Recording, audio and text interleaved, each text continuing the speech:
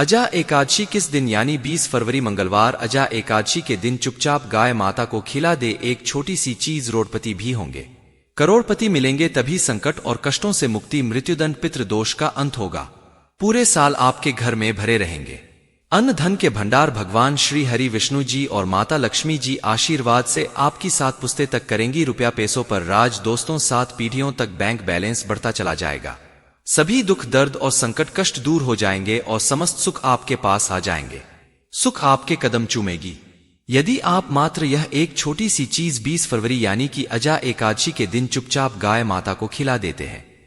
यकीन मानिए, जीवन से तत्काल गरीबी खत्म हो जाएगी, गरीबी दरिद्रता का नामोनिशान खत्म हो जाएगा और आपके जीवन में आपको अपार धन सुख संपत्ति की प्राप्ति होगी। 7 पीढ़ियों तक किसी भी चीज की कोई कमी आपको नहीं रहेगी, आपके जीवन से सभी दुखों का अंत हो जाएगा, क्योंकि बहुत ही दुर्लभ संयोग में है। इस बार जो साल की दूसरी एकादशी है, माल अजा एकादशी, यकीन मानिए गाय माता से जुड़े जो भी आप उपाय करेंगे, आपको 100% लाभ मिलेगा और उपायों से लाभ मिलेगा। भगवान विष्णु जी माता लक्ष्मी की कृपा से होगी और 33 कोटि देवताओं को धारण करने वाली गौ माता की कृपा भी आपके जीवन में सदैव बनी रहेगी, किसी तरह की कोई कमी नहीं रहेगी आपके जीवन में। दोस्तों, यदि आप चाहते हैं कि आपके जीवन में किसी तरह की कोई कमी ना हो, तभी दुख दर्द संकट कष्ट दूर हो जाए और गरीबी आपके जीवन में हमेशा के लिए दूर हो जाए और आपको अपार धन सुख संपत्ति की प्राप्ति हो, जीवन में सदैव आनंद ही आनंद हो, तो दोस्त इस वीडियो को समय निकालकर पूरा देख लेना। यदि आज की यह वीडियो आपने पूरी देख ली तो आपके जीवन के सभी तरह के दुखों का अंत हो जाएगा। बहुत ही महत्वपूर्ण वीडियो है, लाभकारी वीडियो है, वीडियो को पूरा देखें यदि भगवान विष्णु जी माता लक्ष्मी की कृपा हासिल करना चाहते हैं। जी हां दोस्तों, वीडियो को आगे शुरू करें। सबसे पहले भगवान विष्णु जी और माता लक्ष्मी के सच्चे भक्त इस वीडियो को लाइक अवश्य कर दें और कमेंट बॉक्स में जय माता लक्ष्मी और जय श्री हरि विष्णु अवश्य लिखें, जिससे आपकी समस्त मनोकामनाएं विष्णु जी माता लक्ष्मी पूर्ण करें। दोस्तों, आपको बता दें, फरवरी के महीने में पड़ने वाली दूसरी एकादशी को मां गजा एकादशी कहते हैं। मां गजा एकादशी मास के शुक्ल पक्ष एकादशी तिथि को मनाई जाती है।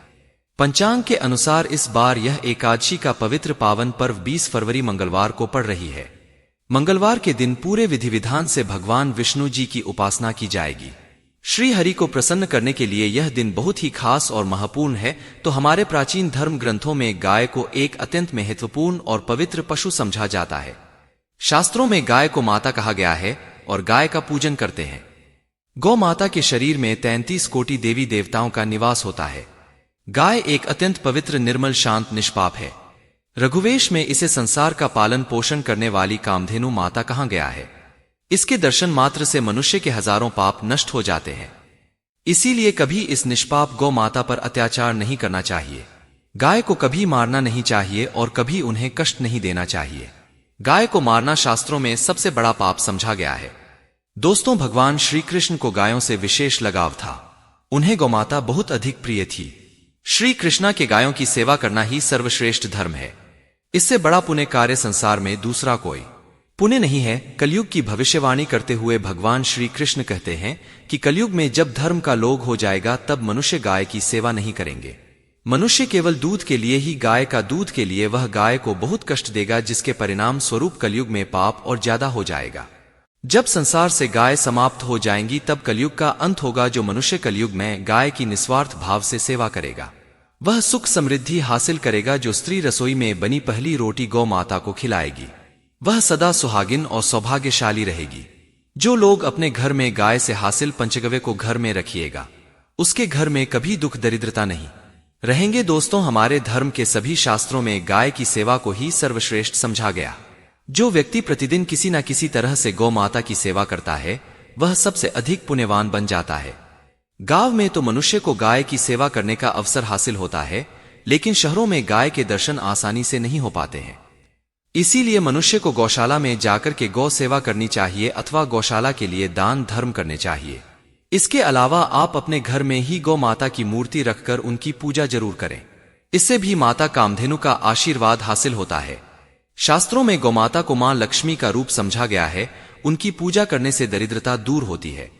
प्राचीन काल से माता की सेवा और संरक्षण करने की परंपरा चली आ रही है। कई ऋषि मुनि अपनी कुटिया में गायों का पालन तथा राजा महाराज गायों का दान करते थे। गायों के दान को सबसे बड़ा दान कहा गया है। गाय का दान करने से सभी जन्मों के पाप नष्ट हो जाते हैं और मनुष्य को मोक्ष की प्राप्ति होती है। आज हम आपको गौ माता के संबंध में बहुत ही महत्वपूर्ण बातें बताने जा रहे हैं। गाय की पूजा कैसे करनी चाहिए, गाय को कौन सी चीजें खिलाने से कौन सा फल मिलता, गाय के किस अंग को स्पर्श करने से दरिद्रता दूर होती है आदि के बारे हमारे शास्त्रों में बहुत ही महत्वपूर्ण ध्यान दिया गया है। हमारी अत्यंत पूजनीय गौमाता के बारे में आप सभी को यह बातें अवश्य जान लेनी चाहिए। इससे आपके जीवन से सभी तरह के कष्ट दूर होंगे। दोस्तों, कई बार महिलाएं जाने अनजाने में गाय को कुछ चीजें खिला देती हैं जिससे मां लक्ष्मी क्रोधित हो जाती है। शास्त्रों में कहा गया है कि यह चीजें गाय को कभी नहीं खिलानी चाहिए। इससे मनुष्य के जीवन में दुर्भाग्य आता है और उसे किसी भी कार्य में सफलता नहीं मिलती है। तो चलिए जान लेते हैं गौ माता के विषय में महत्वपूर्ण नियम। सबसे पहली बात है दोस्तों, गौ माता के दर्शन करना बहुत शुभ होता है। शास्त्र कहते हैं रोज सुबह गाय के दर्शन होने से पुण्य की प्राप्ति होती है और सुबह गोबर के दर्शन होने से लक्ष्मी की प्राप्ति होती है। अगर किसी महत्वपूर्ण कार्य के लिए जा रहे हैं और अचानक ही गौमाता आपके रास्ते में आ जाती है तो वह कार्य निश्चित ही सफल हो जाता है। किसी भी यात्रा पर निकलते समय अगर गौ माता के दर्शन हो जाए तो वह यात्रा सुखपूर्वक पूर्ण हो जाती है। इसमें संशय नहीं। ज्योतिष शास्त्र के अनुसार कुंडली में यदि पितृ दोष होता है तो अन्य उपायों के साथ साथ गौ माता को रोटी और घास खिलाने से लाभ होता है और पितृ दोष से मुक्ति मिलती है। इसी तरह कुंडली में यदि शनि की 7.5 या महादशा है तो हर शनिवार और अमावस्या को काली रंग की गाय को घास या रोटी खिलाएं और उसकी पूजा करें। इससे शनि दोष कम होता है। गौमूत्र यानी कि गाय का मूत्र बहुत ही उपयोगी, पवित्र और स्वास्थ्य की दृष्टि से अत्यंत हितकारी होता है। आध्यात्मिक दृष्टि से तो गौमूत्र का महत्व, वही साथ ही वैज्ञानिक और स्वास्थ्य की दृष्टि से भी गौमूत्र के बहुत से लाभ बताएं। गौमूत्र में बहुत से खनिज पदार्थ और स्वास्थ्य अध्यक्ष होते हैं जो हमारे शरीर की शुद्धि करते हैं और बहुत से रोगों से भी बचाता है। साथ ही गौमूत्र छिड़कने से वातावरण में शुद्धता और पवित्रता व्याप्त हो जाती है। इसीलिए हमारे शास्त्रों में शरीर को निरोगी रखने के लिए प्रतिदिन गौमूत्र का सेवन करने, घर में गौमूत्र छिड़कने के लिए कहा गया है। कुंडली में शुक्र ग्रह की स्थिति को मजबूत करने के लिए ज्योतिष शास्त्र के अनुसार सुबह के भोजन में सबसे पहली रोटी निकाल कर एक सफेद गाय को खिलाना शुभ समझा जाता है। अगर आपकी कुंडली में बुध ग्रह कमजोर है या आपको किसी कारण प्रभाव नहीं पड़ रहे हैं तो हर बुधवार के दिन गाय को हरा चारा खिलाना शुरू कर दें। इससे बोध से जुड़े दुष्प्रभाव दूर होंगे और आपको तमाम समस्याओं का हल मिल जाएगा। अगर कुंडली में मंगल दोष है जिसके कारण आपके जीवन में कई तरह की परेशानियां हैं तो लाल रंग की गाय की सेवा करें। मंगलवार के दिन गाय का पूजन करें और उसे गुड़ और चने आदि खिलाएं। बृहस्पति ग्रह को जीवन के सभी मांगलिक कार्यों का कारक समझा जाता है। ऐसे में अगर किसी व्यक्ति के जीवन में विवाह आदि मांगलिक कार्यों में विघ्न निर्माण हो रहे हैं तो उन लोगों को कुंडली में बृहस्पति ग्रह की स्थिति को मजबूत करने के लिए गौ को रोटी पर गुड़ और चने रखकर खिला देना चाहिए। इससे आपको शुभ परिणाम हासिल होते हैं। अगर घर में अशांति है, लड़ाई झगड़े होते रहते हैं तो घर में सुख शांति बनाए रखने के लिए घर के अंदर गाय के गोबर से बने उपले को जलाना चाहिए और उसका धुआं संपूर्ण घर में फैलाना चाहिए। इससे घर की नकारात्मक ऊर्जा नष्ट होती है और सकारात्मक ऊर्जा में वृद्धि होती है। गाय के दूध, दही, घी, गोबर और गोमूत्र से बनने वाले मिश्रण को पंचगव्य कहते हैं। पंचगव्य को पाप नाशक कहा जाता है। हिंदुओं की एक धार्मिक प्रायश्चित करने में इसका उपयोग किया जाता है। पंचगव्य को बनाने वाली सभी वस्तुएं अत्यंत उपयोगी होती है जो स्वास्थ्य के लिए लाभदायक तो है ही, साथ ही औषधीय गुणों से भी भरपूर है। दोस्तों, अगर आपके द्वार पर माता आती है तो उसे बिना रोटी खिलाए जाने मत देना, नहीं तो आपको दुर्भाग्य का सामना करना पड़ेगा, क्योंकि जिसके द्वार से गाय बिना रोटी खाए लौट जाती है उसके घर से लक्ष्मी भी चली जाती है। प्रत्येक स्त्री को प्रतिदिन गौ के लिए एक रोटी बनानी चाहिए और प्रेम से गौ माता को खिलानी चाहिए। इससे गौ माता का आशीर्वाद हासिल होता है और मन की इच्छाएं पूर्ण होती है। कुछ लोग गौ माता को बासी भोजन अथवा जूठन खिला देते हैं। इस शास्त्र में पाप समझा गया है। आप किसी पशु को खिला सकते हैं लेकिन गाय को कभी झूठ नहीं खिलाना चाहिए। भूख लगने के कारण गौमाता उस अन्न को ग्रहण कर लेती है, लेकिन इसका पाप उस व्यक्ति को लगता है जो गौ माता को ऐसा बासी भोजन खिलाता है। गाय एक शाकाहारी और पवित्र पशु है, इसीलिए गाय के भोजन में कभी मांस, अंडे आदि चीजें नहीं डालनी चाहिए। ऐसा करने से महापाप लगता है। यदि आपकी कुंडली में चंद्र दोष है और जिसके कारण लगातार परेशानी उठानी पड़ रही है, तो आप यह एक उपाय जरूर करें। आप रोटी पर सफेद मक्खन, नमक और घी लगाकर गौ माता को खिला दें।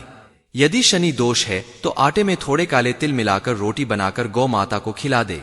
शनि दोष समाप्त होता है। मंगल यदि शनि दोष है तो आटे में थोड़े काले तिल मिलाकर रोटी बनाकर गौ माता को खिला दे। इससे शनि दोष समाप्त होता है। मंगल दोष को दूर करने के लिए रोटी पर हल्दी लगाकर गाय को खिलाना चाहिए। घर में धन की समस्या है तो गुरुवार के दिन गाय को केले का फल खिलाना चाहिए। दरिद्रता दूर होती है।